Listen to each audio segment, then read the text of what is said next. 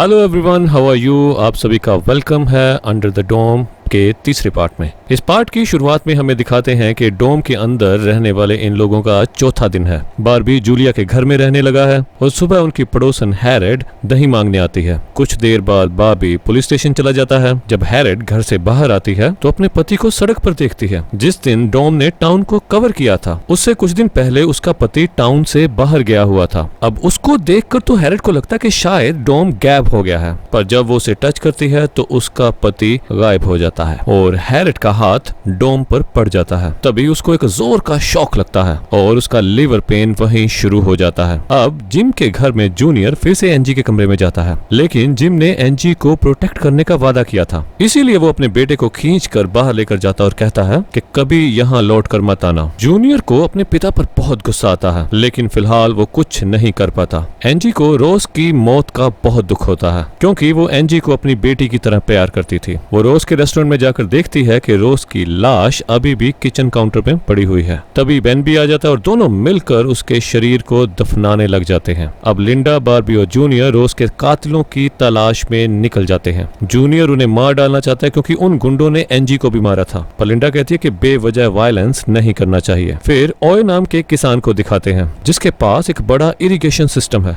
इस सिस्टम के द्वारा वो टाउन को रनिंग वाटर सप्लाई कर सकता है। जिम और ऑनी ने मिलकर लोगों को पानी और प्रोपेन बेचने का प्लान बनाया था, लेकिन अब ओलिंग जिम से कहता है कि इस स्टोरेज का सारा प्रोपेन अब मेरा है, तुम्हारा इस पे कोई हक नहीं है। जब जिम उसके स्टोरेज में जाता है तो उसका एक आदमी उसको रोक देता है। फिलहाल तो जिम चला जाता है, लेकिन वो इतना माल यूं ही नहीं छोड़ने वाला था। दूसरी तरफ जोय और नोरी डोम के साथ कनेक्ट करने की कोशिश करते हैं। जोय की थ्योरी ये है कि ये डोम एक एटम की तरह है, यानी इसके बाहरी हिस्से में इलेक्ट्रॉन्स हैं, यानी इसका मेन पार्ट यानी न्यूक्लियस इसके बीच में होगा। दोनों न्यूक्लियस की तलाश में टाउन के बीच एक खेत में पहुंचते हैं। उनके साथ एक कुत्ता भी होता है जो उन्हें गाइड भी करता है। जैसे वो डोम के बिल्कुल बीच में पहुंचते हैं तो अचानक कुत्ता डर के भागने लगता है। यहाँ जूलिया हैरेड को हॉस्पिटल लेकर जा रही होती है कि रोज के कातिल उनको रोक देते हैं। हैरेड दर्द के मारे चिल्लाने लगती है, लेकिन वो गुंडे उनका सारा फ्यूल चुराने लगते हैं। तभी बाबी वहाँ पर आता है और गुंडों को भगाता है। ये दोनों हैरेड को जोय के घर लेकर जाते हैं, जहाँ अब एलिस रहने लगी है। दरअसल टाउन में ये अकेली डॉक्टर ही है, इसलिए हॉस्पिटल जाने की बजाय वो हैरेड को यहाँ पर ले आए हैं। अब एलिस और कैरोलिन हैरेड की डिलीवरी में मदद करती हैं। जॉय और नोरी डोम के सेंटर में पहुंचते हैं तो वहां पर एक छोटा डोम होता है जिसके अंदर एक काला अंडा होता है।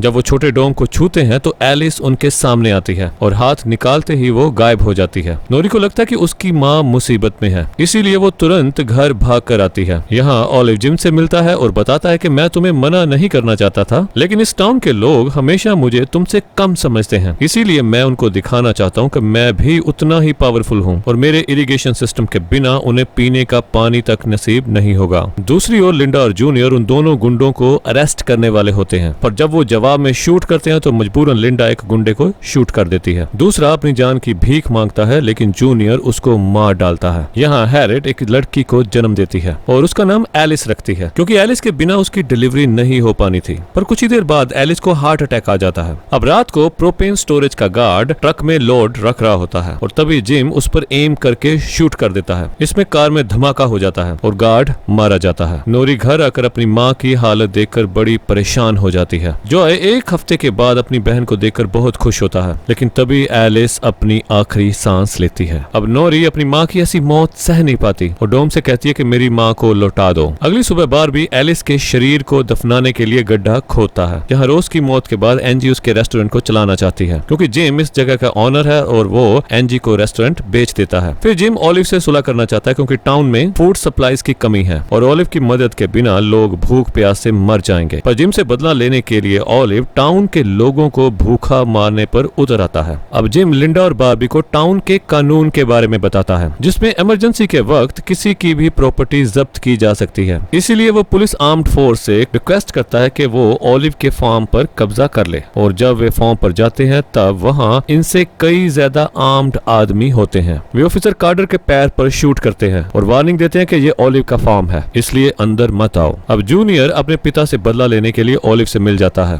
पूरी पुलिस फोर्स की नाक ही कट जाती है और वे स्टेशन लौट आते हैं। जो जूलिया को उस छोटे ड्रोन और अंडे के बारे में बताता है और दोनों उसको देखने जंगल के बीच जाते हैं। इस वक्त अंडा पिंक कलर का चमक रहा होता है। जूलिया उसे टच करने की कोशिश करती है, लेकिन छोटा डोम उसे प्रोटेक्ट कर रहा होता है। फिर वो धीरे से डोम को छूती है तो उसे जॉय का एक विजन दिखता है जिसमें वो कहता है कि सम्राट के सर ताज पहनाया जाएगा। हाथ निकालते ही विजन भी गायब हो जाता है। इस पर तो जूलिया शॉक हो जाती है और दोनों जल्दी घर लौट जाते हैं। यहाँ वाटर सप्लाई के लिए जिम लोगों को इकट्ठा करके ओलिव के आदमियों पर हमला करना चाहता है, पर बॉबी कहता है इस तरह टाउन के लोगों का आपस में लड़ना ठीक नहीं है। इसके बजाय हम ओलिव के फार्म से पानी को टाउन के किसी और भाग में डाइवर्ट कर सकते हैं। इसमें पानी की वेस्टेज का डर है, लेकिन लड़ाई छेड़ने से तो यही अच्छा है। पर जिम राजी नहीं होता। वो लोगों को इकट्ठा करने का ऑर्डर देता है। अब जिम की पीठ पीछे लिंडा और बॉबी पानी को डाइवर्ट करने का प्लान बनाते हैं। ओलिव जूनियर को जिम के खिलाफ भड़काता है और कहता है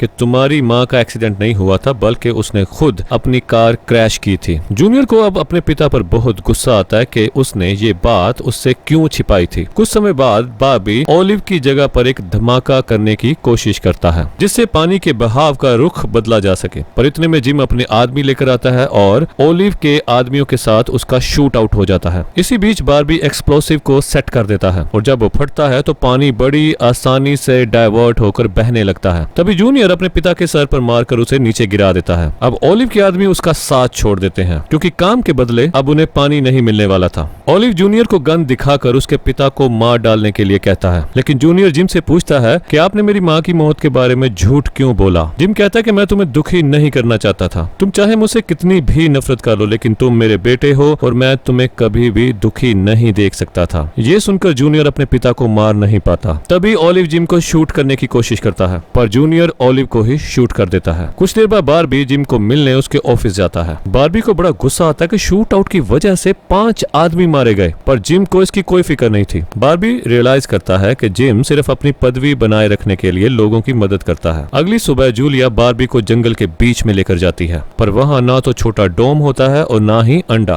तभी लिंडा बॉबी को कॉल करके बताती है कि टेड नाम के आदमी ने गलती से एक राह चलते आदमी को शूट कर दिया है। हालांकि वो एक ड्रग एडिक्ट को शूट करना चाहता था जो बिना परमिशन टेड की प्रॉपर्टी में घुस आया था। बॉबी तुरंत वहाँ पहुँचता है तो ड्रग एडिक्ट वहाँ बताता है कि लेस्टर मुझे रैप्चर नाम का ड्रग बेचा करता था, लेकिन पिछले कुछ दिनों से मुझे ड्रग नहीं मिला है। ये सुनकर बॉबी और लिंडा बिल्कुल शॉक हो जाते हैं कि लेस्टर सिर्फ अंतिम संस्कार ही नहीं करता बल्कि टीनेजर को ड्रग का आदी भी बना रहा था। वे तुरंत लेस्टर के घर पर जाते हैं तो देखते हैं कि वहाँ रैप्चर बनाने के सारे इंग्रेडिएंट्स बहुत मात्रा में होते हैं और इस ड्रग का मेन इंग्रेडिएंट प्रोपेन है। लेकिन इतना सारा प्रोपेन जिम की जानकारी के बिना तो टाउन में आ ही नहीं सकता, इसीलिए अब इन्हें जिम पर शक होता है। जूनियर एंजी से मिलने रेस्टोरेंट पे जाता है। वो अभी यही समझता है कि डोम की वजह से ही एंजी उसे दूर रहना चाहती है। तभी अचानक एंजी को दौरा पड़ता है और वो कहती है कि पिंक स्टार्स गिर रहे हैं। कहानी के इस पॉइंट पर एक नई कैरेक्टर अंदर आती है जिसका नाम है मैक्स। ये बहुत बड़ी बिजनेस वुमन है और जिम को प्रोपेन सप्लाई करने वाली मेन डीलर है। जिस दिन टाउन पर डोम गिरा था उस दिन ये जिम से मिलने आई थी और तभी से ये पुराने घर में रह रही है, लेकिन अब वो टाउन पर आए हुए संकट का फायदा उठाकर खूब पैसे कमाना चाहती है। जूनियर एंजी को घर ड्रॉप करने का वादा करके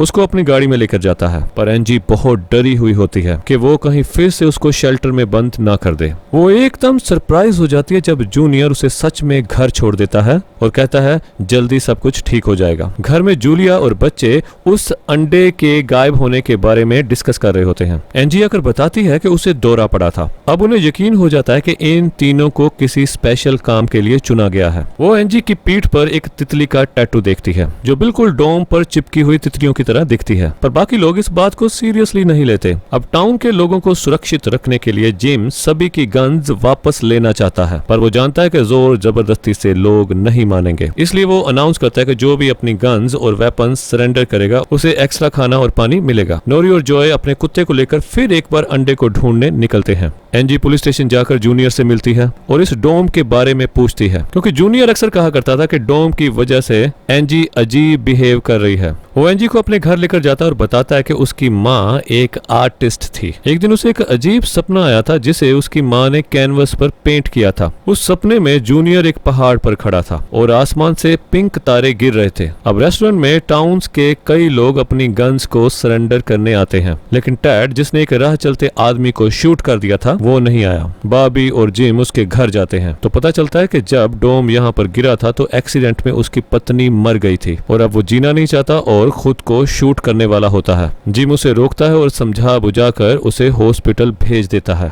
इसी बीच लिंडा पता चलाना चाहती है कि आखिर इतना सारा प्रोपेन कौन इंपोर्ट कर रहा है। वो प्रोपेन स्टोरेज में जाकर सीसीटीवी फुटेज चेक करती है तो पता चलता है कि मरे हुए इंस्पेक्टर और मैक्स के बीच कोई डीलिंग हुई थी, लेकिन वो विश्वास ही नहीं करना चाहती थी कि इंस्पेक्टर बुरा आदमी था। अगले सीन में हम मैक्स और बॉबी को इकट्ठा देखते हैं और जहां हमें पता चलता है कि मैक्स बॉबी की बॉस है, लेकिन बॉबी को उसके साथ काम करना बिल्कुल भी पसंद नहीं है। दरअसल बॉबी और जिम को मैक्स की हर बात माननी पड़ती है क्योंकि वो इनके सारे बुरे काम जानती है और किसी भी वक्त इनके सीक्रेट्स का खुलासा कर सकती है। जब बॉबी और मैक्स अकेले होते हैं तो वह कहती है कि मैं जूलिया को बता दूंगी कि तुमने उसके पति पीटर का खून किया है। दरअसल उस दिन बॉबी ने घबराहट में मैक्स को फोन किया था। अब पीटर गायब है तो मैक्स समझ आती है कि बॉबी ने ही उसको मारा होगा। जोयर नोरी को जंगल के बीच वो अंडा नहीं मिलता और वे घर लौट आते हैं, लेकिन अंडा उनके घर के पास इस शेड में होता है। एंजी बताती है कि कल रात जॉय उसको यहाँ पर लेकर आया था, लेकिन जॉय को तो कुछ भी याद नहीं था। वो धीरे से डोम को टच करते हैं तो उन्हें पता चलता है कि इनके हाथ चाबी की तरह इस डोम को खोल सकते हैं, लेकिन लॉक को पूरा खोलने के लिए उन्हें एक और इंसान की जरूरत है जिसकी मदद से लॉक खुल सकता है। और दोस्तों इसी के साथ इस सीरीज का 3rd पार्ट यहाँ खत्म होता है।